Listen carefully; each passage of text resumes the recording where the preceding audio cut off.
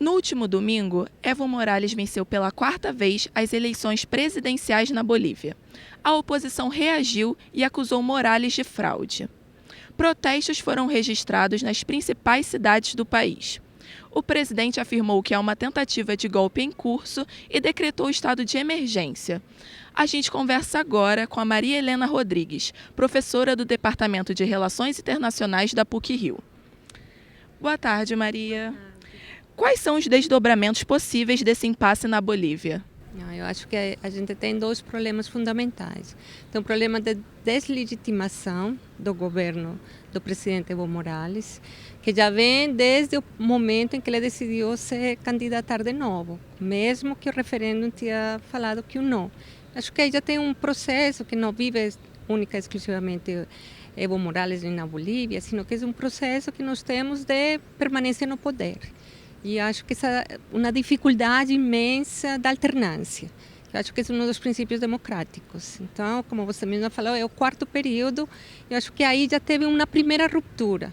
Agora temos uma segunda ruptura, que eu acho que é bastante importante pensá-la do ponto de vista democrático. Não precisava chegar a esse ponto. Eu acho que o presidente Evo Morales tinha uma grande legitimidade, tinha uma população que estava com ele, realmente ele fez um bom governo, ele aumentou, digamos, o PIB estava muito bem, o crescimento do país, e etc. Então não precisava forçar, que eu acho que é um pouco forçar a se manter no poder. Eu acho que isso vai trazer alguns problemas internos dentro da democracia, a polarização do país, que nós já estamos vendo com as protestas enormes e bom, etc. Então, isso já vai trazer algum resquebrajamento da democracia interna na Bolívia. A Organização dos Estados Americanos recomendou esperar auditoria para declarar resultado final das eleições. Brasil, Estados Unidos, Argentina e Colômbia defendem segundo turno no país. Até que ponto isso pode ser uma interferência externa? Eu acho que não chega tanto a uma interferência externa, mas chega a uma recomendação, que se fosse Evo Morales, ele de todas as maneiras está falando que pode ter uma recontagem dos votos, que eu acho que é a melhor medida que ele poderia tomar, porque se ele se legitima e mostra que efetivamente teve um apoio popular.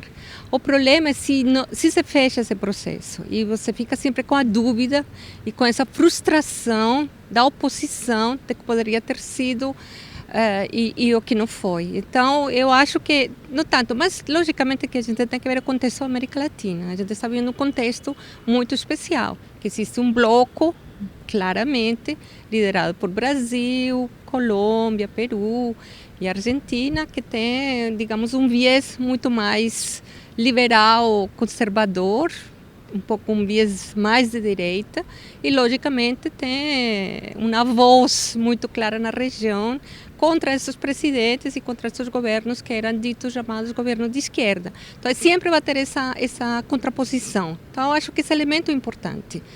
Mas, assim mesmo, do outro lado, tanto Venezuela, México e outros países declararam um apoio a Evo Morales, mesmo um apoio incondicional. Mas eu acho que para o bem da região e para o bem da democracia, seria importante a recontagem dos votos e fazer um segundo turno tranquilamente, ou seja, porque assim muito mais claramente se relegitima o processo democrático. Os recentes protestos em diferentes países da América do Sul podem ter algum impacto no desdobramento das eleições bolivianas?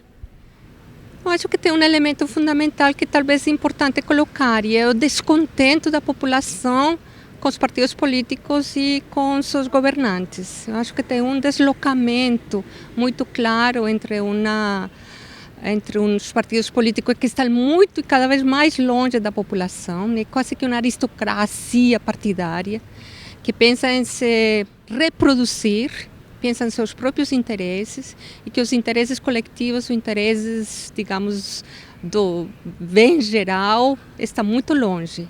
Eu acho que essas são respostas a digamos, esse esquecimento dessa classe partidária com os interesses da população.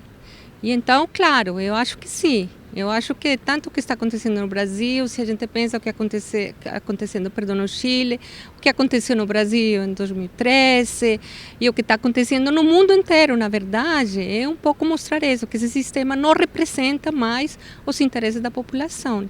E esse confronto na Bolívia pode trazer, claro que sim, pode trazer isso também na esfera pública. Durante a administração de Morales, a economia da Bolívia registrou grande crescimento. Que setores estão insatisfeitos e por quê? É claro, porque numa democracia não é simplesmente a economia cresceu, é verdade, teve uma estabilidade da inflação e a estabilidade da economia. Mas, obviamente, que existem setores, se a gente pensa em alguns questões ambientais, não todo mundo está muito satisfeito, porque há uma exploração exacerbada de recursos, como a pauta exportadora é uma pauta exportadora primária, não é, de recursos naturais que se exportam, tem pouco um processo de industrialização que ficou estagnado, que também não teve um avanço muito grande para a economia também ter outras possibilidades de crescimento, e logicamente que tem sempre setores que não estão no centro da economia, que estão insatisfeitos, mas eu acho que tem mais também uma insatisfação que não é simplesmente econômica, tem uma insatisfação do processo em si democrático, tem uma insatisfação também da mudança, da alternância. Como eu falava no começo, acho que é importante ter várias vozes, a pluralidade estar sempre presente e não essa necessidade fundamental de se perseverar e permanecer no poder. Então, eu acho que é isso, mas é o diálogo, é a participação de outros setores, é a participação também da oposição, isso que está um pouco fazendo essa tensão grave na Bolívia. Morales foi o primeiro presidente indígena do país. Entretanto, tem sido criticado por grupos indígenas por causa da política ambiental. Em que medida isso enfraquece Evo Morales?